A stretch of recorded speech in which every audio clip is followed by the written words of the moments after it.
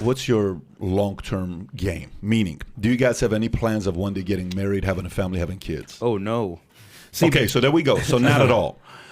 Well, you can hit it first because we have differing views on this. So honestly speaking, in the West, in our opinion, marriage for men, there's no benefit at all. It's mainly for women. And as a result, most guys, they come into it blindly. Hey, this girl loves me, likes me for me, wink, wink. And, they get into marriage with this woman. And before you know it, she's leaving because her emotions taking half of whatever you own. And you're back to square one or even worse. So in our opinion, regarding marriage, like, you have to know what you're getting into first and be aware of all the laws against men. Because if you look at it from a legal standpoint and like a logical standpoint regarding the actual contract of marriage, it's like a contract that says, hey, you know what? At any point in time, the woman says, I don't feel like it anymore. She can just leave, take half your stuff. And as a result, men are like either left to the whim of women or, for example, the mercy of them. So we just say, hey, you know what? If you're gonna do it, probably do it without the state. Maybe in church or outside the U.S. because the laws are not made for men to actually win. And I did it before in the past. I'm actually married when I first came to the States. And that whole experience, man, I'm not going to hold you. It was good, but also I understood that, hey, you know what? Right now, my life is not for me. And I had to exit. So it could change. It could change one day. Meaning one day we can wake up and we got a podcast from Fresh about how to keep your marriage together. Whoa, hold on. I'll say this. I'm going to tune into that one. 17 keys to a healthy marriage from a former Playboy. Zero views. I'll say zero interest. I'll say this. I'm open to change. Yeah. However, if I do get married again, it's probably going to be in Colombia. It's probably going to be Colombian. Yeah. Colombian. No, in Colombia. In Colombia. Yeah. And would you stay in Colombia or would you come here? I don't know. I'll come back. Okay, so you would get I'll leave her over there. in the paperwork in Colombia, the regulations of Colombia. Yes. And why is that? Because the laws. Think about it. What's the laws in Colombia? It's lax. I don't have to worry about child support. I don't have to worry about being divorced great because at that point, I'm not going to be held under the U.S. standards. And U.S. standards are not made out for men.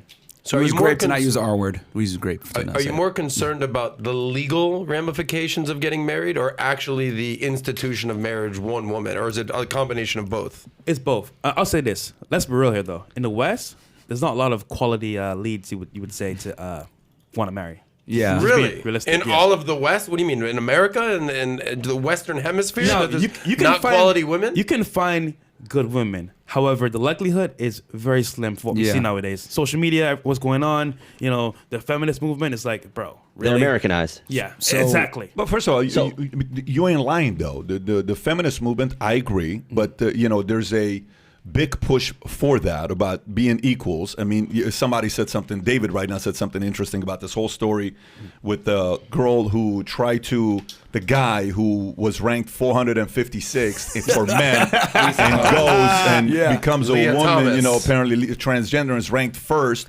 And then he says that's another perfect sign that no matter women try to be men, they can't beat them. But if men try to be women, they beat them at their own game. So that's what David said. That's David's comments right the there. best chefs are men too. But the point is, you have a point about what direction it's going, and it is a bit of the current society is also probably discouraging younger men of getting married because there's a lot of fears and concerns. You want me to go build up my own wealth to eventually have somebody take it away from me? That's a risk.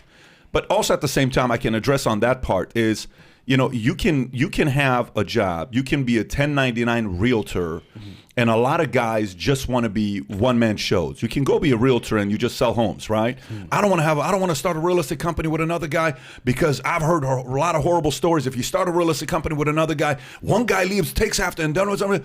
That risk is in business. That risk is in marriage. That risk is in every single thing you ever do. So you're right. The risk is there 100%. But there's also very good lawyers, if you have money, to have the right kind of prenuptial agreements, which I'm fully for it if you got the right lawyers. How about yourself? Yeah, so my take on it is we believe in nuclear families and the institution of marriage. Like, we think it's a fantastic institution. To be honest with you, to raise children in the best light, you need nuclear families. That is the backbone of any strong nation. That's how the United States was built. That is how superpowers were built, was on the backs of nuclear families, right? We know that statistically speaking, two-parent household is superior for child rearing, right?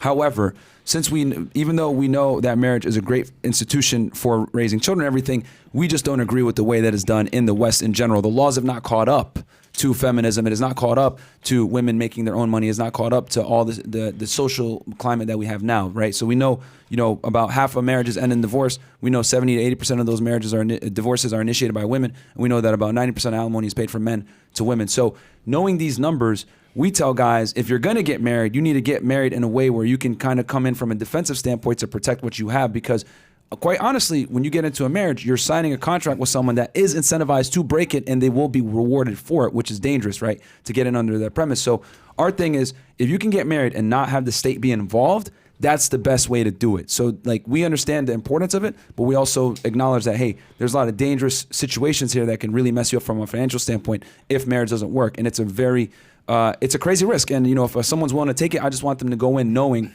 what's going to happen if things don't work out, and put yourself in a position, like you said, have the lawyers, go talk to a family attorney before you think about walking down the aisle with a woman. Get a good, strong prenuptial agreement in place where you can have it updated every couple of years, etc. So if a guy takes these precautions and then somehow finds a way, whether it's going to Colombia, going to Dominican Republic, whatever it may be, getting married where the state is not involved in your affair, so the woman isn't incentivized to break up with you and destroy you financially and or take the kids and use it as some kind of like leverage point, I'm all for that, because families are needed, for sure. That's a good argument. I don't see a challenge with that argument, because if you're getting married, and most people who get married, they believe in some kind of a higher power denomination, whether they're Jews, Catholics, Christian, Muslim, it doesn't matter. So you want to get married by the church. So why do I need the federal government to say that I'm married? The only benefit would be what?